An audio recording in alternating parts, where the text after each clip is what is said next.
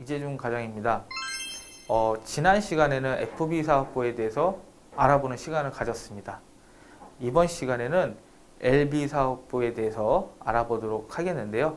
그러면 LB 사업부에 대한 대지농장에 대한 배합사료 부분, 그리고 그 다음에 도축량에 대한 부분을 좀 구체적으로 살펴보도록 하겠습니다.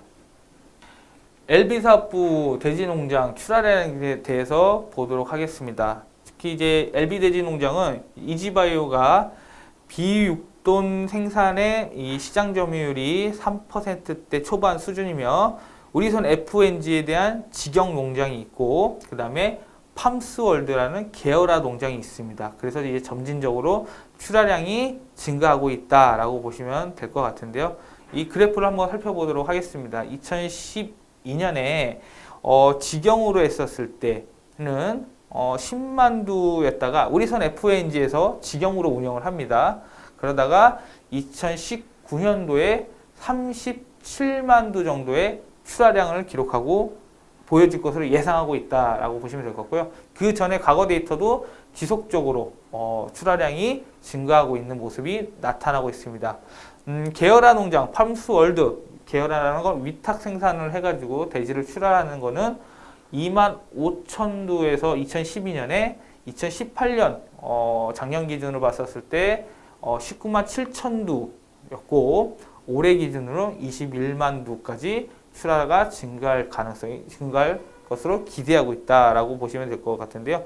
결국 비육돈은 뭐냐? 결국은 특별한 방법을 통해 가지고 살이 찌도록 기르는 돼지. 앞서서 그 LB 사업부 쪽 관련된 부분에서 구조, 이 시스템 구조를 말씀드렸는데 결국은 이 원동과 원종동과 교배를 해가지고 종돈을 만들어서 종돈을 통해서 씨를 받는 돼지를 만들어서 거기에서 이제 돼지를 더 많이 낳고 이렇게 해서 케어를 해가지고 원래는 한 15에서 25kg 됐던 그 돼지를 110kg까지 만드는 게 목표이고 이제 임신을 하게 되면은 보통 출산을 했었을 때 또 한 번 출산했을 때 한 10마리 정도 나온다고 말씀을 드렸습니다. 그만큼 계속해서 종돈을 많이 만드는 게 목적이라고 보시면 될 것 같습니다.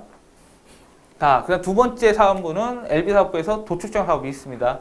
이 도축장이 2015년 기준으로 했을 때 71개가 있고요. 결국 안전한 먹거리와 위생 관리를 위해서 이제 도축장을 운영을 합니다. 그래서 정부에서도 LPC에 대한 이 거점 도축장을 육성시키는 방안이 있었고요. 이지바이오가 LPC 2017년 도축 두수가 110만 두 정도 나오고 있고 캐파는 130만 두 가까이 되는데 그 중에서 110만 두를 도축을 하고 있다. 국내 1위이고요. 2017년 12월 말 기준 전국으로 봤었을 때는 현재 44개의 생생 매장을 운영하고 있습니다. 이제 길거리를 돌아다 보면 생생폭포 생생한우라고 해서 팜스토리가 운영하고 있는 생생 매장을 보실 수 있을 것입니다. 그래서 총 44개가 있다고 보시면 될 것 같고요. 현재 도축장을 2015년 기준으로 도축장을 봤었을 때 1977년에는 도축장이 굉장히 많았습니다. 515개가 있었는데 점차적으로 지속적으로 계속 줄어들다 보니까 2015년 기준으로 했을 때는 71개가 있고요. 거기서 이제 지역별로 봤었을 때는 전라도 지역이 20개로 가장 많이 있고요. 그 다음에 충청도와 경상도는 17개, 그 다음에 경기도는 12개, 강원도 4개, 제주도 1개 순으로 해서 도축장이 있다라고 보시면 될 것 같습니다. 근데 이 도축장 사업은 마진이 많이 남는 사업이 아니기 때문에 이지바이오에 대한 이 매출이나 영업이익 부분에서는 큰 부분을 차지하는 부분은 없다라고 보시면 될 것 같고요. 오히려 이 출하량 관련된 부분이 가장 큰 이슈다라고 보시면 될 것 같습니다. 자, 이제 PB 사업부에 대해서 말씀을 드리겠는데요. FB 사업부, 그다음에 LB 사업부, 그다음에 이제 PB 사업부입니다. 닭, 오리, 가금류라고 보시면 되고요. 폴트리 비즈니스인데 결국은 웰빙 트렌드와 프랜차이즈 증가로 닭고기 소비세가 증가를 하고 있다. 사료 효율성이 우수하고 생산성이 우수한다라고 보시면 되는데 닭고기 인당 소비량이 우리 이제 성인 기준으로 봤었을 때 2018년에 연도별로 봤었을 때 대략 한 14kg 정도 이제 닭을 먹고 있다라고 보시면 될 것 같고요. 1인당 소비량이 늘었다는 것은 그만큼 닭고기 수요가 증가를 했다라고 보시면 될 것 같고요. 그다음에 사료가 가장 많이 들어가는 게 소가 한 8kg 이상 들어갑니다. 사료가. 근데 돼지는 한 3kg. 근데 닭이 가장 사료가 적게 들어가요. 그만큼 생산적인 효율성이 부분이 있다. 비용이 많이 들어가지 않는다는 뜻이죠. 그래서 닭고기 값이 돼지고기나 소고기보다는 가격이 싸다는 부분이 여기서 나올 수도 있는 것입니다. 그래서 고정적 수요 시장이 존재를 하고, 현재 이 닭이나 오리 쪽 관련된 회사는 정다운이죠. 앞서 그 사료사업부 쪽 관련된 부분은 우리손 FNG였고, 그 다음 계열사 중에 우리손 FNG였고, 닭, 오리류는 결국 그 가금사업부는 정다운이 사업을 하고 있다. 둘 다 우리손 FNG도 상장회사고요. 정다운도 상장회사입니다. 다만 이지바이오가 지분을 갖고 있기 때문에 지분법 이익에 대한 연결재무제표에서 반영을 하기 때문에 이 사업 부분도 확인을 해야 된다라고 보시면 될 것 같고요. 치킨 전문점 같은 경우에도 계속 보면은 2000년대 초반부터 지속적으로 치킨 수요가 굉장히 많이 증가했습니다. 그래서 전문점에 대한 매출 규모도 많이 증가했는데, 아쉬운 점은 뭐냐, 자영업자 입장에서는 치킨 전문점의 진입장벽이 워낙 낮기 때문에 금방 어떻게 보면 경쟁이 심하고, 그리고 어느 정도 금방 문 닫는 곳이 폐업하는 부분들이 많이 있습니다. 그래서 자영업자 부분들에서 좋지 않는데, 그래도 전체적으로 이 닭고기 시장 봤었을 때는, 치킨 시장을 봤었을 때는 지속적으로 치킨 수요가 늘어나고 있었다. 2002년에 월드컵이 있었고 각종 스포츠 행사들 때문에 치킨 수요가 증가를 했다라고 보시면 될 것 같습니다. 그리고 앞서 한 가지 좀 더 만든 게, 이 AI가 걸렸을 때는 또 오리에 대한 부분이 공급이 줄어들 수가 있다라는 부분도 또 알아야 될 것 같습니다.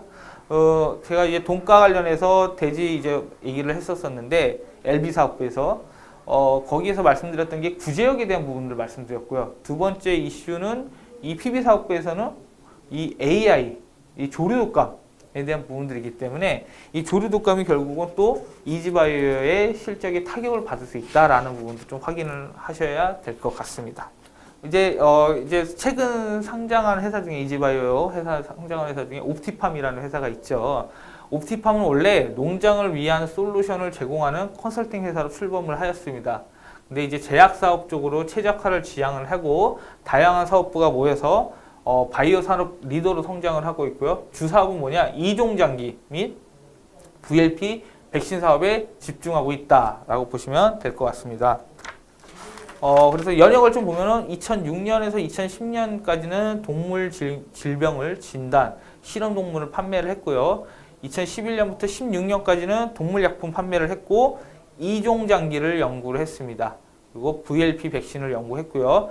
2017년부터 21년까지는 이종 각막 판매, 이종 피부 판매를 했고, 동물 복합 백신을 판매했고, 2022년 이후의 비전은 이종 채도를 판매하고 인체 HBV 백신을 판매하는 게 목표다. 그리고 고형 장기 이식이 연구하는 거다라는 건데, 이종 장기가 뭐냐? 결국은 우리가 이제 장기 이식을 합니다. 사람에 있는 장기를 이제 다른 사람의 이제 장기로 이식을 하는 부분이 있는데, 이 장기 시장이 장기 이 시장 자체가 굉장히 지하 시장, 암암리 시장이 굉장히 불법 시장이 많이 있습니다.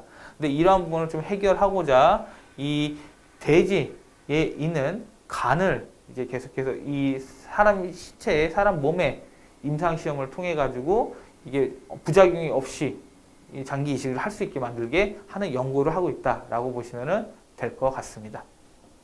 다음 시간에는 이제 이지바이오에 대한 투자 포인트와 실적 전망에 대해서 말씀드리도록 하겠습니다. 좋아요, 구독하기 눌러주시면 감사하겠습니다.